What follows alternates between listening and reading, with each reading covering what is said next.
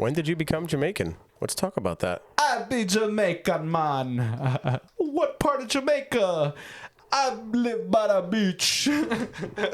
You sound like that one Drake album. No, dude. Yes, the old Drake Yes. album. Yes. Drake is Jamaican facing, and nobody says a word. He's Wheelchair Jimmy. What? That's his character. You know what else is my character? Why do I talk like this? Because you're somehow... I'm not going to say it, actually. What Go is ahead. wrong with me? Welcome to another episode of the 1 of 32 podcast. Dons, Wow, can you believe it? say hello to the people. What up, homies? It's your boy Dance, and we're gonna have a fantastic episode. It's going to be a greatest episode. We will snap through this episode with all the benefits of the information that Christopher has. It didn't take a minute for Dons to pull out the trump already. The over-under was set at 45 seconds. And that's the over-under when I go home. Dons, you know what I call this episode? I was debating between two things. What is it? You're going to help me decide what the name of this episode is going to be. Oh, my. It's either the annual Howie Roseman episode or the Tush Push Revenge Game. No, dude, it has to be the Rosenhouse. The Roseman? The Roseman. Rosifer. Howie Roseman is an animal. Why did anybody make a trade with this man? It's almost at the point where if you love basketball, if you know basketball, Danny Ainge used to be the guy in the NBA where if you did a deal with him, you almost assume that you're going to lose the deal, Dons. And somehow people would still line up to do deals with this guy. So shout out to Howie. I mean, where should we start, Dons? There's so many moves.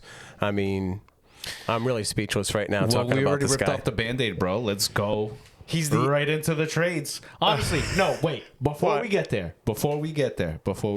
Okay. I hope everybody had a fantastic Halloween. And I don't know if it was like you and I, but I don't know if that made sense. What? It really sucked to have an Eagles bye week, man, to go through this entire weekend without Philadelphia Eagles football. At least we ended with that dub against the Giants the week before, because I would have gone crazy. Yeah, it was weird not having the game on Sunday. I need the dub. It was that fix we were missing. I But need the dub. there was something about waking up and watching the game Sunday, like, All the dubs. you know, the birds are off. And a lot of things broke well for the Eagles last Sunday. Cowboys, Washington, Green Bay took a loss. You know what it felt like?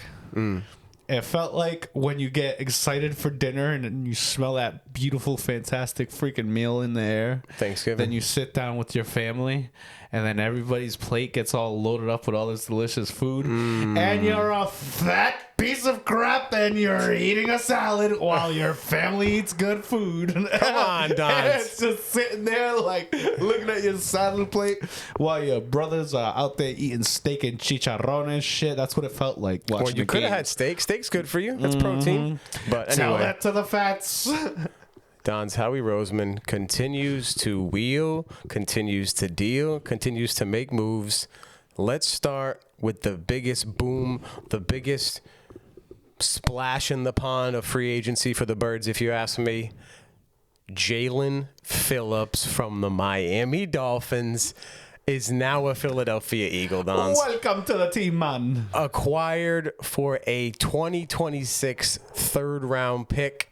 Dons, he was initially a 2021 first-round pick, 18th overall. So that's the first thing I want to throw to you is, to me, it's very rare where you're able to trade a third-round pick to acquire a player that was once a top 20 pick just 3 years ago.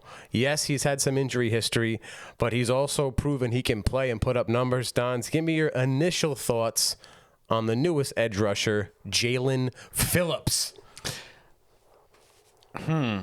So, there's been a lot of reports saying that Jalen Phillips has a very win QB, a very win. There's been a lot of reports that Phillips has had a high QB rush rate, and he's been giving the Heat He's notoriously known for having 8-sack seasons, but in the playoffs, because he has a little bit of playoff experience, he's been able to get to the quarterback. So, as far as this Jalen Phillips move, I love it, but don't expect this man to come out here and be Jason Garrett or Joey Bosa.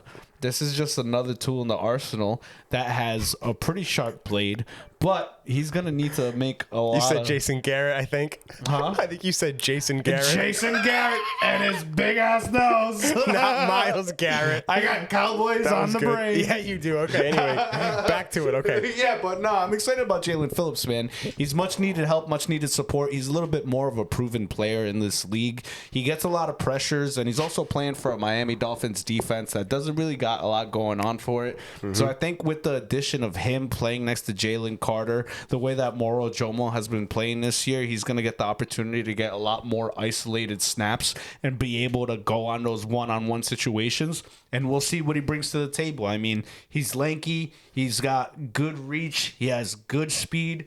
Just overall solid player. This is one of the highest draft picks that Howie Roseman has ever traded away for an acquisition in season. So that must say that Howie thinks very highly of this pick. Obviously, Vic Fangio was his coordinator during his time with Miami, and that was Phillips' best season to date, I believe. And I only say I believe because I listened. I haven't researched. So that's what the people are saying. Yep. So I think this is a huge move, a little bit risky. How do you feel about him being a rental this season and us trading a third-round pick for someone that's not under contract for the long term?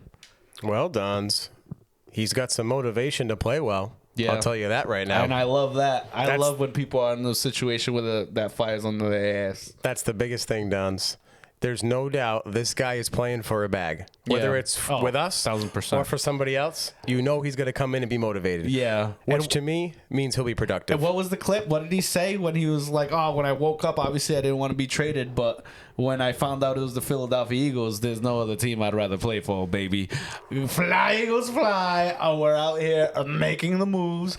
And coincidentally, I do want to point out the Miami Dolphins just fired their GM a week and a half ago, and who but Howie Roseman out there rubbing his grubby little hands, pouncing like he's just been stalking the Miami Dolphins from the start. Like when the mommy bird leaves the nest and the little baby birds are left. I've been seeing so many videos of people just making fun of the Howie Roseman situation and the Miami Dolphins guy just being on the phone like, oh yeah, I just made a trade, and everybody's like, oh, midnight robbery, Don. Yeah. Midnight robbery. So I don't think this is a robbery. I think this is a pretty fair and equivalent exchange of assets here. I think the Eagles get better in the now and the Dolphins get better long term. Now, what would you rather have? Say we have Phillips for only this year. Would you rather have the draft pick, or are you happy that we actually went out, made this acquisition, and brought him to the team, even if it's only for like 12 games or whatever the hell we have left? Without seeing how he plays, Dons, I would prefer the pick. I think draft picks are really valuable. Some people, Rams, their GM is famous for, F those picks, quote, where they were trading away first-round picks year after year. Yeah, they did get the Super Bowl. But for me, I like my draft picks. I like accumulating them. I think the Birds are number 1 or number 2 in draft picks over the next 2 years. If he plays well, though, despite trading a third-round pick, I would still consider it a success. We've never really had a mid-season acquisition, for the exception, I shouldn't say never, for the exception of Jay Ajayi, our mid-season acquisitions have never really panned out that well. So we'll see if the track record gets broken with Jalen Phillips. He has the opportunity to do so. Welcome to the Philadelphia Eagles world. Welcome to becoming part of the Bleed Green Nation. Welcome to being a Bird. Go Birds! Dons. I love this move. I can't wait to see him play. I definitely think even Jalen Hunt is going to benefit from this, because I think the less snaps he gets right now, the better he's going to be. I kind of feel like he's unfairly being thrown into being a lead pass rusher, an elite pass rusher for this team, and it's kind of expectations that we have put on them that we shouldn't really have done. It's kind of premature. I kind of feel like sometimes pass rushers, if you're not great off the rip, it does take you like 3 or 4 seasons to become that dominant player. And I think Hunt is actually going to benefit from seeing a little bit less time on the field, but we'll see. First round talent for a third round pick, Dons. This guy has had 15 sacks in his first 2 seasons. Yeah. So he came out the gates hot. Yes, he's been riddled with injuries the last 2 seasons. There is no doubt. But if healthy, he could be and should be an impact pass rusher for this pass rushing room. The other thing I want to bring up is the human element, Dons. Mm-hmm. Anytime a new player comes into a defensive unit, whether it is linebackers, corners, defensive linemen, the bar in the room is going to be raised immediately, sort of like when someone is, or when someone's training with you, or you're training with someone and they're watching you, all of a sudden you're more sharp, you're more locked attentive. in, kid. Locked in, kid. You're locked in. Locked in, kid. So to me, Yeah. the level of the defensive line as a whole team, as a unit, is going to be raised now. Now that we have somebody That's what they call new, me. They call me locked in Dons. bringing in some motivation, bringing in some competition to this room. So I think it can only lead to good things. Now, that's not the only move the Birds made. Howie don't rest. Howie, I don't think he sleeps, Dons. Number 2 for me is Michael Carter II. Now, he's the 7th round pick, Dons. We traded a 7th round pick, and John Mechie III, who short-lived Eagles' career. He came, and now he's gone. This guy's primarily a slot corner. So there was rumors, there was thoughts, this could shift Cooper DeJean outside to play corner number 2, opposed to Quinyon Mitchell. Yeah. Now, the move that the Birds made after this one is the answer, or part of the reason why Cooper will not be moving outside. We'll talk about that later. But for now, Michael Carter, Johns, I mean, I don't watch a lot of Jets football, but I did look at his stats. Seems to make a lot of plays. He's got a lot of pass deflections. He has a lot of talent, Michael Carter. He's good off the ball. He has good instincts. I'm not going to sit here and say that he's doesn't the best tackle, though. cornerback or the best tackler in the league, but the guy knows ball. And I'm saying knows ball. Is there a bigger insult that you can give another man than, yo, you don't know ball, bro? I don't think so. I don't think there's a bigger one. When somebody says they have good intentions, that's a pretty rough one. Lame. Yeah, when they're like, oh, yeah, he has good intentions. Damn. Anyway, Talk about so Don, give me your incompetence. thoughts on Michael Carter. Is this going to mean anything? Is he going to start? Is he going to see minutes, or is he just a? Nah, this is a great depth piece, man. This is better than anything that we've had on the roster. He's going to be competing with Jacorian Bennett. I think he's going to be potentially someone that they can maybe try to use outside. Sometimes we do a little bit of overcorrection, or realizing that sometimes we get lucky, you know what I mean? For example, Zach Bond signing and moving him to inside linebacker, and all of a sudden he flourishes in this brand new opportunity that he gets. Maybe the Eagles are thinking, well, maybe we could put him on the outside. And we'll see, man. But, I mean, you know who is happy about these moves? Who's that? And maybe I'm jumping the gun a little bit, but Keely Ringo must be happy about these moves, because you got a guy that plays in the slot, and then you got Jair Alexander, who's going to be the next person that we're going to talk about here. And I know I'm jumping the gun a little bit. He still has the opportunity to win the starting spot. So Keely Ringo, very valuable on special teams, so almost like securing a spot on the roster, should be happy, because none of these guys are really the world beater clear number 2 cornerback. I feel like this is a little annoying that we didn't make moves like this in the offseason, because this should be we got a training camp battle right now, right after the bye week. 11 weeks into the season, Dons. And I'm all for it. I love it. Oh, yeah. People that have been there in the position, Adoree Jackson, lackluster. Keely Ringo, lackluster.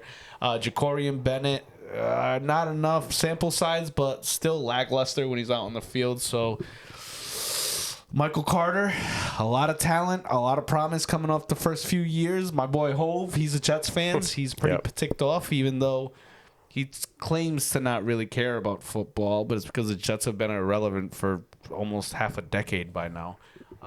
Best thing Jay-Z ever did was sign J. Cole. Yeah, Other than that, so you can miss me with Jay-Z. yeah, I love Michael Carter being on this roster. All right, what's next? Sorry, I stole your Dons, thunder. you pulled the curtain out. You showed him. I pulled the rug.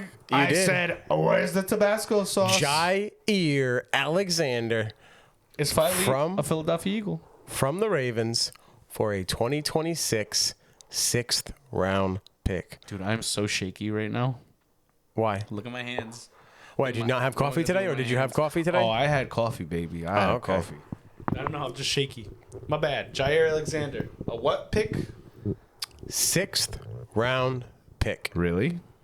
Now, That's it? when we were talking about Michael Carter, the thought was, well, maybe Cooper DeJean moves outside now. Are the Eagles finally going to make this move? We heard about it in the offseason. Is Cooper going to play outside? Who's going to be the number 2? We haven't found our number 2 yet, but Dons, this could be the answer. You think? I'm not confident, I'll be honest. I'm not really a big fan of this guy. No. He was great. He's very talented. I don't know if we can bring him back to life. I think we talked about it a little bit in the offseason when he was a free agent. Mm-hmm. And I told you that I didn't want Jair Alexander. I didn't want a piece of him. The only piece of Jair Alexander I want is a little bit of Simone Biles, baby. Yeah. Well, yeah, I'll tell you what, Dons. Anytime AJ or Smitty was lined up on him, I know him and AJ had a little battle last year. I wasn't concerned. But. What? He's not being asked to be the number 1 cornerback here. Which is good. So there is some optimism. And we're king revitalization, baby. We make motherfuckers go into goddamn hyperbolic time chamber like Dragon Ball Z. Give him a whole new career, baby. Don, supposedly he's healthy. Ow, my teeth. I just clicked the microphone with my teeth. Oh, don't do that, Don. I will eat anything. I am fat. He'll even eat the microphone. Reportedly, Jair is healthy. I heard Howie Roseman speaking about him. I think it was yesterday, the day before, how when the Ravens signed him this offseason, he thought to himself, you know what? What a good move. That's a good move for them. Now he's a Philadelphia Eagle. So Howie had prior interest in this player, waited till he got his opportunity, and then pounced. So I'm happy he's here, Dons. Can we revitalize him? Not very confident, to be honest with you. I don't know if he's any better than who we have already. He does have the talent and the potential. Maybe it's the mental game. Maybe it's his inability to take direction and be a part of a team and kind of follow the rules or do what he's told. But he definitely has the talent. I'm just not confident in his ability to turn the corner. Well, he's had the ability to turn it up in the playoffs, and we're a team who's expected to make the playoffs this year. Obviously, everybody's hoping for a third, technically, push for a Super Bowl run. With Daniel's arm? Jair Alexander did have 2 picks against Tom Brady when he played for the Tampa Bay Buccaneers in the playoffs. Don't forget. So yeah, okay. That was like years ago, dude. I know, but there's people that have never done it before. So you never know what you're going to get out of somebody like this. Look at Darius Slay. Darius Slay came to the Philadelphia Eagles, and not that Slay was this bad, but he really turned it up here. And Jair Alexander at one point was a premium cornerback in the league, and he's not that old. How old is he? 28 years old? Alexander? I think he's close to 30, yeah. But he's definitely got some football in him. Let's see what he's got done. So I think he's going to line up at the 2. He's going to get an opportunity to play the 2, and it's his job to lose, I think, at least initially. The Eagles also signed Willie Lampkin, who's a guard and center off of the Los Angeles Rams practice squad, which is nice because we definitely need a little bit of depth there. And this is somebody that I do feel bad. You know, whenever somebody wins in life, somebody else loses. That's about 95% of the situations out there. I do feel bad for Patrick Johnson getting signed back to the practice squad, man. I can't believe this man just cannot catch a break, man. And he must love the Eagles because he chooses to stay year in, year out. And honestly, good on the Eagles for loving him too. But Patrick Johnson, I don't know if you know, one of the only DNs on our active roster the week before to have a registered sack on the season. So, yeah. I did not know that. Yeah. Well, not that people don't have sacks, but he was one of the most recent ones. And I could be making it up. You'll never know. No, I trust you, Dons. All right, dude. What is the last surprise that you have for me? Because I've been hearing these rumors, and I don't know if they're true. I know. And if they're true, I swear to God, Mama, I will go to church on Sunday and pray because thank you, Lord Jesus. Please. I hope make it's true. this happen. I don't know if it is true I'm yet. desperate for it. I'm desperate for it. This ain't the last thing, though. I actually just remember we got to talk about something else before we move on from the trade rumors. Chris, hit me with it. Hit me with it right now. Hit me with it right now. Mekhi Becton. Dude, can you believe this move right now? I don't give a damn what a motherfucker does outside of the game. Please and thank you. What, dude? What are you typing? What are you possibly typing right now? I don't think it's true. Señor ChatGPT, señor, wow. I don't think it's true, Dons. I think it was a rumor. Was it a rumor? Yeah, I think it was a rumor. I sent you a post about it. I'm like, Dons, I think we might be getting him back. Anyways, so it was my fault. We'll cut this out. Yeah. We'll cut it no, out. we won't cut it out, No, dude. I want to cut it out. We'll leave it in. We're going to keep it in because... I don't want to leave it in. I'd rather cut it out. We're going to leave it in. You're No. just too embarrassed. Listen, Yeah, I don't wanna we keep it in. got That's lame. duped because there was an article saying that Howie Roseman was possibly going to get Mekhi Becton and bring him back onto the Eagles for a low-grade draft pick. And obviously, we both just found out right now that it is not true. I don't know if we can still sign players right now. We might be able You to can after always like sign there's a like a player window. off the regular season. There's Just a can't window, make a trade anymore. but yeah, there probably is still an opportunity to do it. But you know, there's somebody else, Don. So we already talked about this guy being here, but Brandon Graham is back. Let's not forget about that. BG. He's back. He hasn't seen a lot of snaps or been productive yet, but do you expect him to have an impact in the last 7-8 games? I think we talked about 4.5 sacks. We both went over, but I don't know if that's really an option now. Why? I don't know. I don't think he's going to play a lot. Brandon? Yeah, I don't think he's going to be playing a lot. Ah, that's foolish. Brandon was having a great season last year, so... Once he's Actually- into game shape, you think he's going to be good? Yeah, I think he has been staying in shape. And if you look at him, he looks amazing. So I definitely think they'll coast him into the first week or two, especially with the addition to Phillips. But I don't see why in 2 weeks he's not going to be alive and blasted. What else did you want to talk about before I go to my next topic? Well, big question around Philadelphia, big question around the whole NFL has been... Is A.J. Brown going to get traded to the Patriots? Are they going to trade him to the Patriots? He's going to go to the Patriots. Oh, yeah. Vrabel. Fuck y'all. A.J. Brown remains a Philadelphia Eaglean, and he will be with us for this season at least. The rest of the season.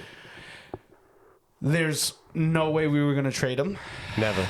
Ever. Unless they truly wanted to do right by the player and he really wanted to leave. If AJ was No. like, Howie, come on, bro. Like, I No. really got to go. No. And the Eagles were like, No. AJ, we love you. You brought us a Super Bowl. Oh, we love you. We respect you. And we want you to do what's best for you. That's Howie Roseman, by the way. There's no way that they're going to make that trade. That BS attempt of the Patriots sending a second-round pick and booty for A.J. Brown. What a clown. Apparently, Mike Vrabel and their GM are down to clown. But very happy A.J. Brown stayed here. I am tired. Boy, are my knees heavy.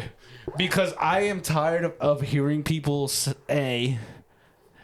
Look at how great this Philadelphia Eagles offense has been. Look at how amazing their offense is without A.J. Brown in there. Blah, blah, blah. Bro, we played the New York football Giants. Calm the fuck down, dude. The Giants are ass. Giants is ass. Giants is ass. Giants is ass. Say it 3 times like freaking Candyman so it can show up in your mirror.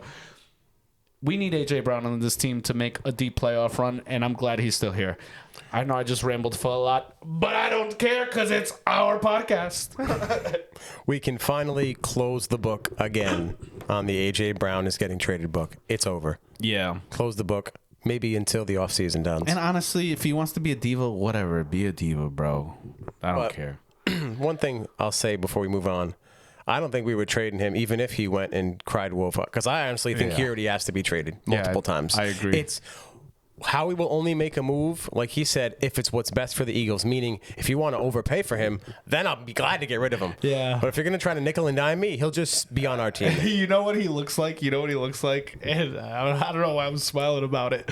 But he looks like a man who doesn't control his own destiny. And Damn. he, is letting it sink in. And he's just like... damn. Like, if I want this $100 million, like, I gotta do what they tell me. Gotta play ball. Obviously, he can quit and just not play ever again or whatever. But, like, are you really gonna walk away from that contract? He's getting so much paper.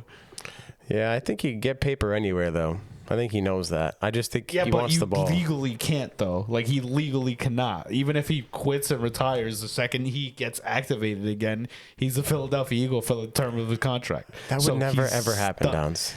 You don't know that. You don't know. That would never happen. You don't know. You don't know about me. Anyway. You don't know what I do. Okay, are you ready, Dons? I got 5 questions for you based upon the moves how we made this offseason, a.k.a. before the trade deadlines. 5 hot questions for Dons. Questions for me? All right, let's go. Number 1. Number 1. Which new addition will make the biggest impact down the stretch for the Birds?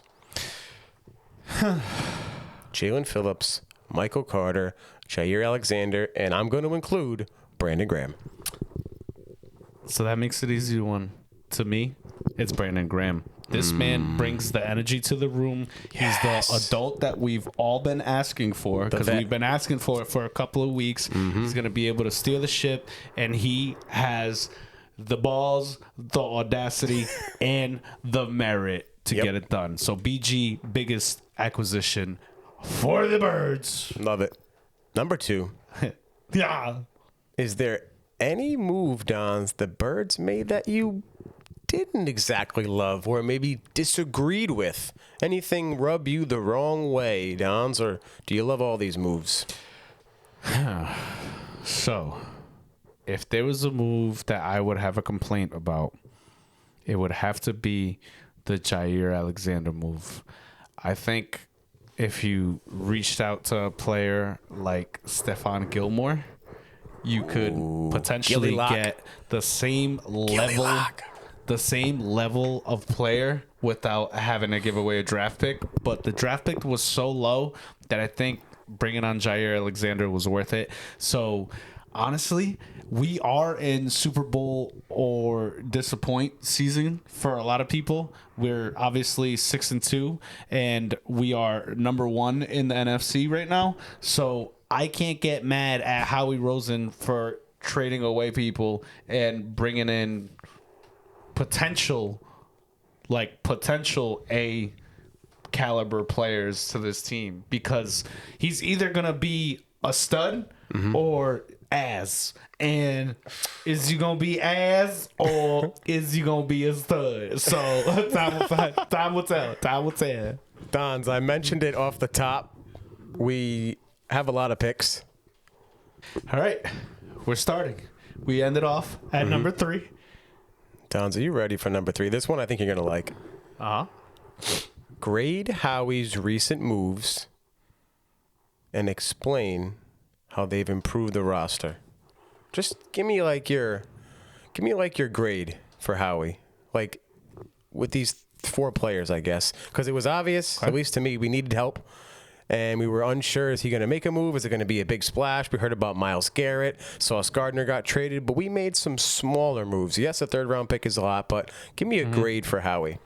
Okay, so the state of the Philadelphia Eagles was a precarious one, because we were 6-2, ahead of the NFC.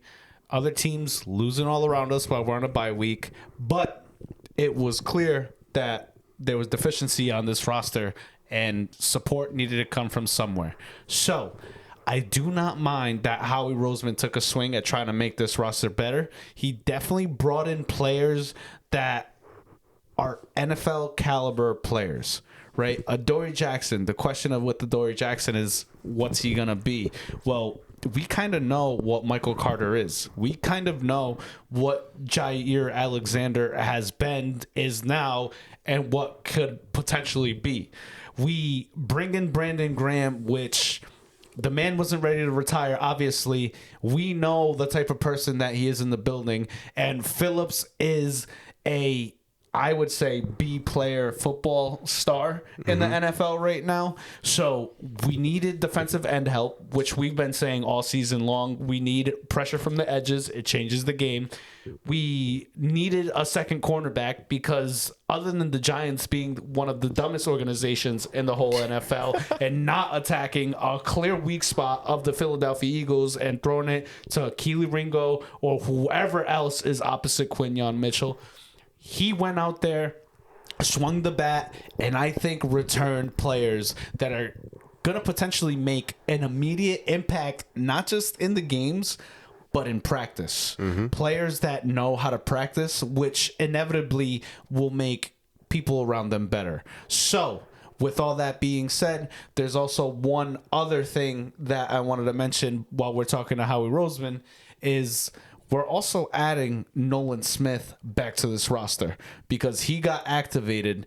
So that was a move that Howie Roseman foresaw because he was leaning on Nolan Smith this year to being a lead edge rusher. So I think that has to be included in the statement because the foresight is sometimes greater than the reality. And while I like the moves that Howie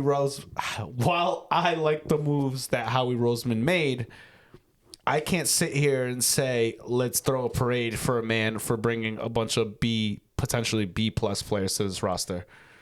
I would grade this offseason probably a B minus. You bring in players where you're kind of swinging at the plate, closing your eyes and hoping a home run occurs. Nobody in here. We're not bringing in Isaiah Rodgers type player. We're not bringing in a Darius Slay. We're not bringing in a proven commodity. So because of that, I can't give him an A. I can't quite give him an accelerated B plus, but it's definitely better than average. So long story short, I think B minus here. Fair enough, Dons. I like your assessment. This one we could take in many directions, Dons. Number 4. Wait. Before we move on. Okay, what? And don't give me a long out-winded answer like I did. Nope. What grade would you give him? For what, the moves that we made? C plus. So you kind of feel the same way that I do, no? Except way more hetero. No, I think it kind of gets into our next question. I think there were other moves that we could have made that were maybe bigger splashes. That would have been what I would prefer, honestly. Yeah. So, number 4, Dons. What move didn't happen that you wish did, maybe? Or was there not one? I mean, I'll give you a few examples. There was rumors about Watt. There was rumors about Myles Garrett. 2 studs. In retrospect, in reality, Sauce Gardner was moved. I mean, you want to get a defensive back. I wouldn't have paid 2 first-round picks for him, but a first, I would have given a first for Sauce Gardner, definitely. Yeah, we weren't dishing that out, though. And I might be on an island on this one. I'm not that big on Sauce Gardner. I think the Jets are so bad at other spots that you'd rather just abuse other spots than the decent one. Sauce Gardner's a good player. I would love him on my roster, but I don't put him in the upper echelon of cornerbacks at all. Quit on his team last year, Dons. Some thoughts or rumors about he didn't have his money yet or his contract, so he wasn't tackling. The effort wasn't there because he didn't have his bag yet. So, not good. He also did play for the Jets, so can you blame a player? Sometimes it is about a business decision. I got one more for you, Dons. This one is what? I'll tell you what move I was disappointed we didn't make. And it was a move that I feel like everybody was expecting to happen. And Henderson not getting the Cincinnati Bengal pass rusher on this roster, I think is kind of a mistake. We should have brought him on board. I don't know why we didn't, but nevertheless, here we are. I think we have greater upside with Phillips, but supposedly the immediate impact of Henderson coming on this team, Trey Hendrickson. Yep. Travion Ladarius Henderson III. Supposedly, the Bengals wanted too much, and that's why they were too stubborn to move Because they're him, a which stupid is team a and a mistake. Yep. stupid organization. Sounds like the Bengals. Dumb. Anyways, yeah. The most disappointing thing that I have, though, is not getting Mekhi Becton and getting duped by that article. Me too. All right. This one is a statement and then a question. Okay. I've heard, I've read, I've seen. Well, the Eagles are making a lot of moves. Maybe they were really concerned about their team. Maybe they know their team's not good enough. Maybe they know that this team wasn't constructed well enough to win a Super Bowl. So these thoughts could be received, as reaches, as, damn, Eagles are really struggling. Look at all the moves they're making. I guess they're not happy with their team. Dons, do these aggressive trades suggest a concern about the Birds repeating as champs this February? No, I don't think so. The NFL has been the most wide open that I can remember in the last, 10, 12 years. I think I didn't feel the race was this close since I think the first year that Seattle actually made it to the Super Bowl. Is the word parity? Parity, right? Yeah, parity. Parrot these. Yeah, I don't think the Eagles are in trouble here. I don't think this was desperation moves at all. I think if we kept the same roster that we had, we would be a similar team than with the moves that we made. Now, bringing BG back, a little bit of a reach. But if it pans out, he's a genius. If he doesn't, it could be the narrative for the season. Did the Eagles do enough during the trade? Not trade. What am I looking for? The trade deadline. Or were they complacent with what they had? I don't know. I think the Eagles are a better team with these people. I don't think it was a reach. And honestly, even that question was bred through hatred. Sounds like a Cowboys fan. Thought it up. Dons? Not you, but what the people say. We required all these players for what reason? Dons? For a playoff run. But first, we got a game on Monday night. We do have a game Monday night football, Dons. I mean, I can hear the music in my head right now. Insert Monday Night Football music, right? When we were a kid, there was a guy who would sing. I said, Tom Brady can bang your mom. He would say, "Are you ready for some football?" Remember that song? I'm on a But the guy made some comments about Obama or something, or he made some comments. He said, Obama. He basically made some comments he shouldn't have made publicly, so they took that song off the air. But what a fool. That's what I think of when I think about Monday Night Football. Dons, the Eagles are going into Lambeau Field to play the Green Bay Packers for the third time in 13 months. Now, Sing it to me now. at the top of the episode, I told you there were two titles I had in mind, and I'm going to start with the Tush Push Revenge Game. Dons, Okay. do we know the history behind it, folks? No. The Green Bay Packers reportedly led the push to ban the Tush Push. Oh, yeah, that's right. Yes. Papi be jealous. So, now, supposedly the NFL pressured or put some pressure upon the Packers to do this, to be the team to fight And we're against it. bringing the heat. Why, Dons? They don't have an owner. No guy to blame. It's the minority owners is always the problem with the minority owners from the Green Bay Packers. The minority owners. Oh no, what happened? We're good. We're good. We're okay. We're good. Anyway, so Don, let's start with this. Expect some extra motivation from the Birds to prove their dominance with the Tush Push, as this will probably be the last season the Tush Push is allowed. I can almost guarantee it's getting voted out this offseason. We run the Tush Push 15 times. Could you imagine first play of the 20. game, Tush Push? Ah, that'd be so great. Just bend their will from the start, and you shall have victory over many men. We could see some early goal line or short yardage statements sent by the Birds, a.k.a. Tush Push is coming, Dons. Now, I mentioned it's the third meeting in 13 months for the Birds. just last weekend, the Packers went into the weekend as the number 1 seed in the NFC. And then what happened? They played the Carolina Panthers. Now, This is why I don't like Jordan Love, man. I don't believe in Jordan Love, dude. This guy is Mr. Inconsistency, bro. He's never mind. I can't say that. I can't say it. No, you cannot. I wish I was a little blacker, but I cannot say it. Can't say that. So he's like the Drake of quarterbacks. that's fair. The way he looks, maybe. They lose to the Carolina Panthers. Not only did they lose, Dons, in devastating fashion on a late second field goal, they also lose their star tight end and, in my opinion, best pass catcher, Tucker sure. Kraft. Yeah, and not very. And he's Tucker an Kraft impact player is for the gone. Green Bay Packers. He's the guy that brought attitude and spunk, and it's clearly somebody that Jordan Love needs. Now, that being said, Jordan Love is Mr. Inconsistent. However, on the other side of inconsistency is flashes of greatness. Jordan Love does have a great ball. Jordan Love has been able to make great plays in the NFL, and he has proven that he deserves a starting spot on somebody's roster. To say that he strikes fear in my heart, like he's going to beat you 10 out of 10 or 9 out of 10 times, no, that's definitely not Jordan Love. But the guy does know how to pass the rock. So, that being said, is this a bounce back game for your beloved Jordan Love, or will Simone Biles' man or ex-man, are they dating? I don't know.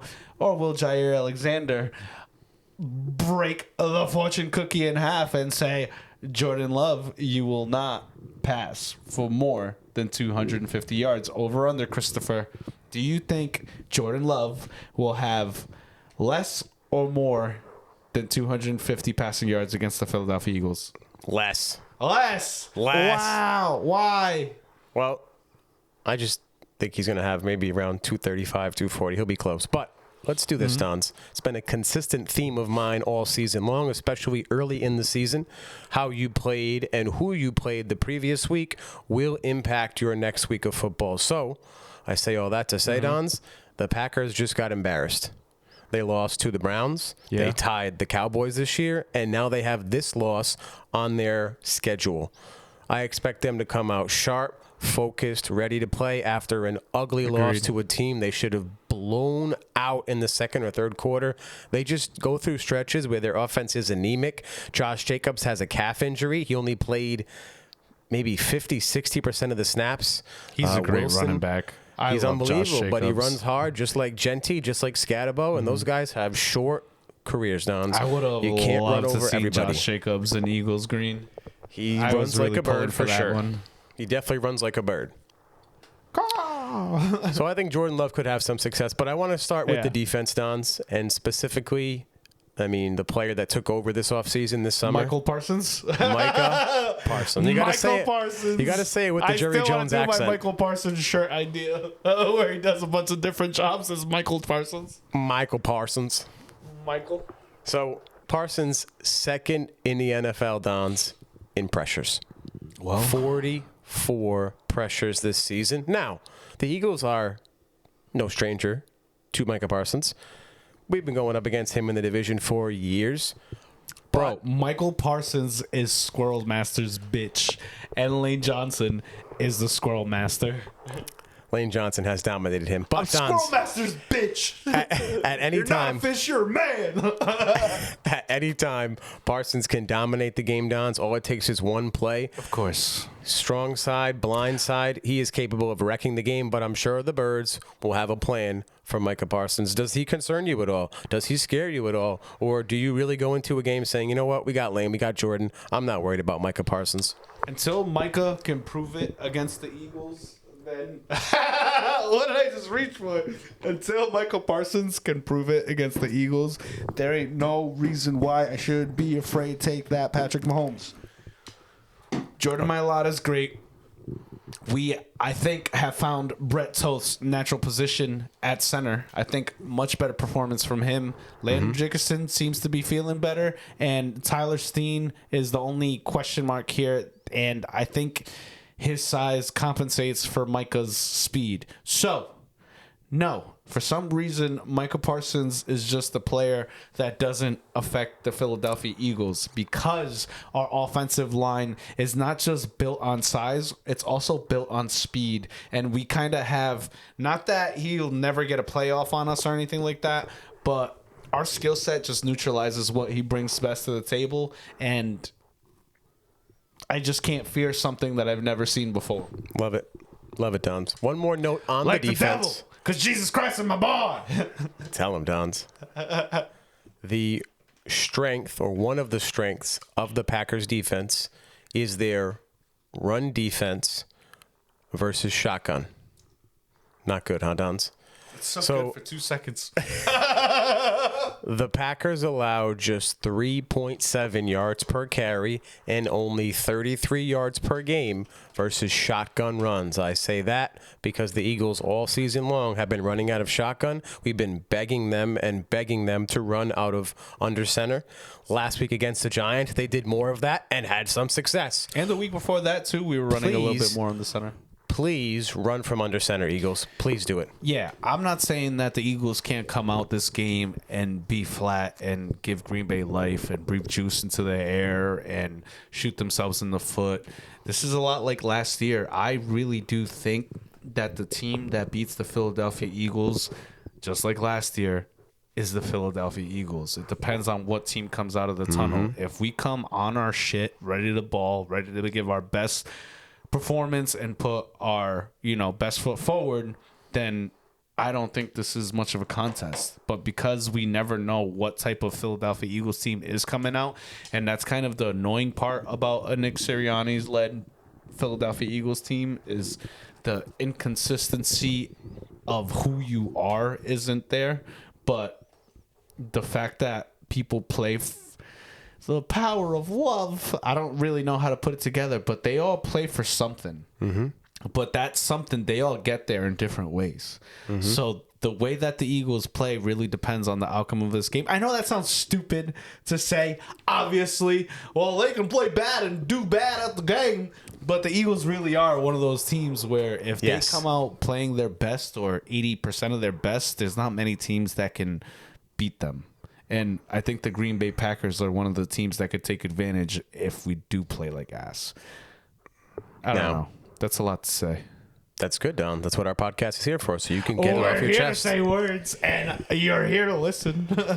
So I gotta stop, dude. I can't stop, dude. I know, you do it a lot. You do it a lot. It's almost too much. It's almost too much. It's like an amoeba. It's okay. It's okay. So, Don, you said that the Eagles, when they come to play, that really it's just we're playing against ourselves. Nobody can beat us. Now, we have a long time off, Dons. This is an extended time off, Monday Night Football, and we had the bye week. Last week, we haven't mentioned this yet, Saquon Barkley was limping off the field or walking gingerly off the field with the groin injury. Haven't heard much about him this week in regards to missing time, being unavailable, so all systems go. Will the groin injury affect him? We're yet to see. Oh, man, Tank Bigsby had such a good performance. I almost want to say, can't we just sit Saquon for the week? Wouldn't that be nice? Yeah, well, I don't know about if we could do that. I mean, Bigsby did look good last week, but the Eagles, Dons, 6-1 under Sirianni with 11 days to rest. So this game, God, I hate these stats. I hate these stats. The only loss was the Super Bowl. And the kicker has made 14 out of 14 last kicks. The only loss was the Super Bowl loss the Eagles had 3 years ago. Jeez. So your boy Sirianni gets his team prepared when they have time off. I hope to see that. Now, we gave you a couple thoughts. I hate bye weeks. Pick a side. We gave you a couple of thoughts on the defense, Dons. Let's transition to the offensive side of the ball. A couple notes here I want to discuss with you. Do the Packers even have an offense? Whoa, Dons. I'll tell you what they do. They do a lot of play action.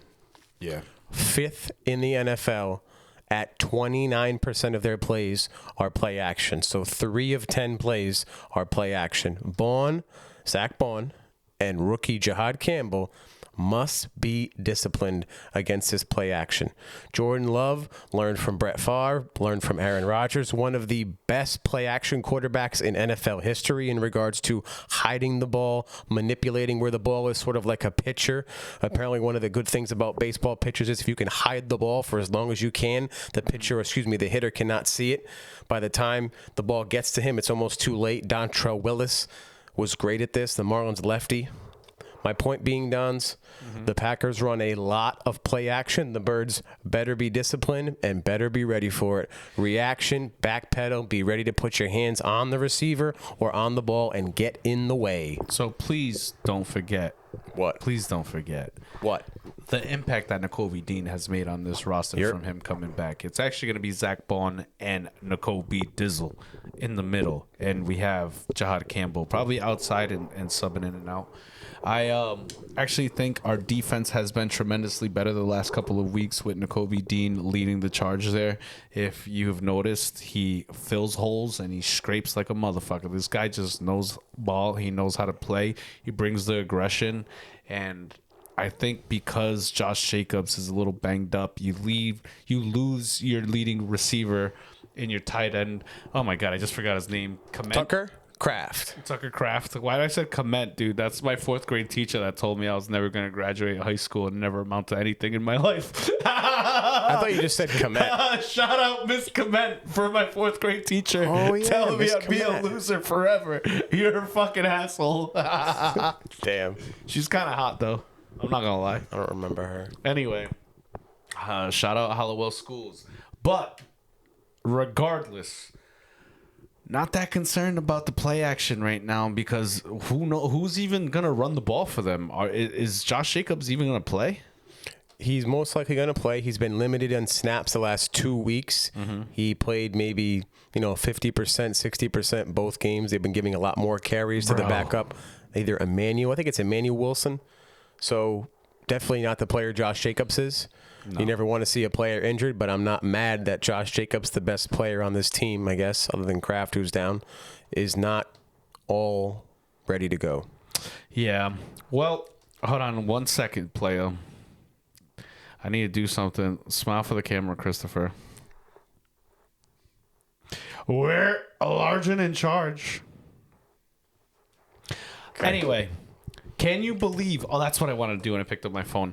Can you believe that ESPN right now is favoring the Green Bay Packers? Can you guess by how much? What? It's close. I'll give you that hint. 1.5. No. Unless you're a jerk and looked at it.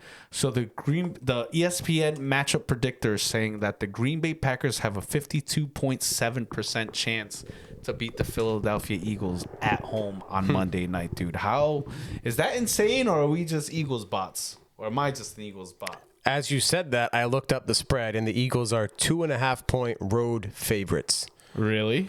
So it's rare. It does happen. I guess I shouldn't say that. Maybe once or twice a week, you get a road favored team, a team who's going into another home and who's favored.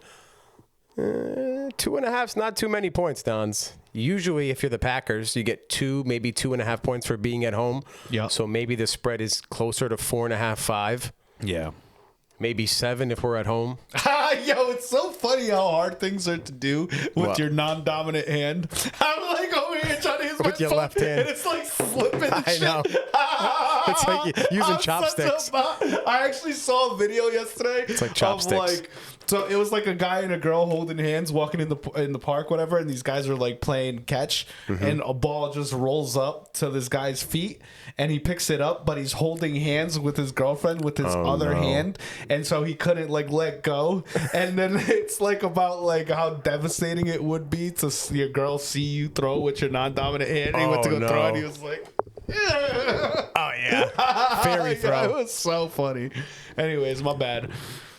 I actually have a really good lefty throw, Dons. I can throw the football probably maybe 20 yards, pretty decent lefty. When we went to go play catch a couple months ago, dude, we were both throwing the ball pretty well lefty. Yeah, it's fun.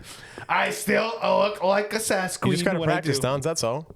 Yeah. All right, well, one more thing, Dons. You told me you're not worried about the play action. One thing I'm really not. You should be worried about is the pre-snap motion. Why? 70% of the Packers plays have pre-snap motion, similar to the Rams, who we played earlier in the season. We don't have Jonathan Gannon can't hurt you no more, bro. I know. Jonathan Gannon can't hurt you. He can only hurt the Arizona Cardinals. The Birds better be ready for the pre-snap communication, Dons. This was an issue for us 3 years ago in the Super Bowl. I can still see Kadarius Toney burned into my brain just walking into the end zone backwards wide open. And now look at him. He's in prison. I don't know where he is, but Did he get arrested or something? I'll give credit to the Birds and Vic Fangio, I guess. But overall, the last year and a half, 2 years, the Birds have been non-issue because we got a man by the name of Cooper against DeJeans pre-snap in the motion. streets. He's ready much to better play at some. reading where the ball's going to be, matching up defenders. If we have to communicate when the player's in motion, I see a lot of pre-snap communication. So credit to the Birds for seeing an error or a big red flag in their defense that potentially cost them a Super Bowl. Now they're much better at it, but they will be tested on Monday night. The Packers love pre-snap motion, especially their rookie wide receiver, Matthew Golden, who is quick as hell. I think they could lean on him with no Kraft and Jacobs being limped up. Well, that's what I have to say to that. We have a man by the name of Dallas Goedert. We have the Slim Reaper, Devontae Smith. We have potentially the return, of A.J. Brown. We have Jalen Hurts, and we have a pretty healthy Philadelphia 76ers. We have a healthy Eagles team coming into this game, bro. I'm not concerned. They can't guard us. They can't block us. They can't stop Dallas. If they double team Dallas, we got Smitty wide open. If they got Smitty covered, we got A.J. Brown on the slant. And if everybody is packed up in the house and everybody's accounted for, Jalen Hurts can pop off and run this bitch big. I think we are going to win. Fuck all that. We're going to win by almost 3 scores, actually. It's going to be a 17-point victory, and maybe they bring it within 12 in the last, 2 minutes, but we're going to beat that ass this week. We are going to beat the Green Bay Packers, 38 to freaking 13, bro. Oh, my They Lord. don't stand a chance coming off the bye week, dude. Nick Sirianni's going to take his Black Hawk and shove it right down Jordan Love's throat with Vic Fangio spitting on the jersey. Did you see that he dressed up as that Blackhawk player that dressed up as Nick Sirianni for Halloween? I thought that was pretty clever. See that. That was funny, yes. Go Birds. It looks like him. One more point, Dons. We talked earlier about the run defense for the Packers. Yeah, we'll speed it up, motherfucker. They can be had. Outside runs specifically. They struggle against shotgun runs. They're good against shotgun runs. We got BG now, baby. Give me an over-under here. 85 yards for Saquon Barkley. Something he has only topped twice this season. Over-under 85 rushing yards for Saquon Dude, this Barkley. is hard and very unfair because we don't know how healthy he is and if he's going to play. Can we just assume that he's healthy like he always is? Always assume health. Okay, so always assume health. I think this is going to be an under game. I think Saquon will flirt around 76 to 78 yards this game. We're going to run the ball well with Jalen Hurts, but if A.J. Brown is back on this roster, I think we're going to have a big game throwing the ball in the air, and Kevin Petula is going to have something to prove coming off the offseason. We have been slandering your boy all year long, and he has come with the heat the past few weeks. Kevin Petula and this Philadelphia Eagles offense has been bringing the game to the opponents on the other side of the field, and I think we're going to have a 300-yard passing day by your boy Jalen Hurts. 312 yards, 2 touchdowns, 1 run in, 1 interception. I'm calling it Birds 38, Green Bay 12, Green Bay 7, Green Bay 13. All right, 38-13, Philadelphia Eagles. We're spanking that ass on Monday Night Football. Don't say I didn't tell you. I've been wrong before, but boy, I am right today. Green Bay Packers is going to hell, and so is Jordan Love. Don's calling a blowout I victory don't know for where the this Birds. is coming from. Now bro. he I'm did. sorry. I'm sorry. He but did call the Giants' loss earlier this year, so did we got to call it. give Don some rope here. He knows his shit when it comes to predictions. For me, Donstradamus, bro. Donstradamus. For me, though, much closer game, Dons. Mm-hmm. Birds 27, Packers 21. I expect the Eagles to come out aggressive off the bye with some new offensive scheme, maybe some new plays, maybe even a trick play, and maybe a few tush pushes to rub it in at the end. Birds 27, Packers 21. So we both get an Eagles dub. Yep. That means 7-2. And you know what else that means? What? This is a really dumb one. I had another one, but I'm going to flip it to this one because I forgot what the other one was, even though I thought it was really good, but whatever. Nevertheless, I digress. Also, why is it so hard to... Never mind. Anyways, so in this week's episode... This This is in with us. just in with So, Dons. I've been seeing a lot of videos of people saying about their pets. We're talking about cats here. How cats don't purr for themselves. They purr for human beings to give the allure of safety and all this blah, blah, blah, blah, blah. Supposedly, purring has healing factors to their bodies. Apparently, purrs can break broken bones because they have the healing frequency. Whatever you hippy-dippy people, y'all know what I'm talking about. Send me an email. Let me know what I'm talking about. Anyways, I don't know if you've ever met a cat, but to make the assumption or the study that cats purr for humans, like a cat will do anything for anyone outside of its own needs, clearly has never had a cat and doesn't know cats, bro. Cats don't give a damn about you, bro. They purr because they purr, just how we shit because we eat. A cat purrs because it's a motherfucking cat. I call bullshit. This just in with Don's. Cats don't do shit for anybody but themselves, bro. They don't purr to make humans feel safe around them, dude. If you think that, then you don't know Jack. This just in with Don's. I miss Woodsington. I would really like to go see him right now. It'd be really tight. He's been pissing me off in the mornings, dude. Like, I open up my eyes and this motherfucker's like, oh, must be food time. Like, no, dude, it's 5 a.m. Chill out. He knows who feeds him, Dons. He knows asshole. who feeds him. Yeah, and it's Sam. Oh, oops. Anyways, this just in with Don's. I know it's not a great one. Cats don't do shit for nobody but was. themselves. You've heard it here first. Dons. We did it. Well, please like, subscribe to the 1 of 32 podcast. We did it. We have been making a bigger push to be on YouTube more than any other platform, so please consider following us and subscribing on YouTube, 1 of 32. If you want to send us an email and talk to the crew, it's 1de32@gmail.com. That's 1ONEDE32@gmail.com. 1de32@gmail.com. Would love to hear from literally anybody. And thank you for tuning in this week and spending your time with us. I am your host, Don's, signing off with my boy, KP. Say goodbye to the people. Go Birds, go Birds, go Birds, Go Birds. go Birds, go Birds.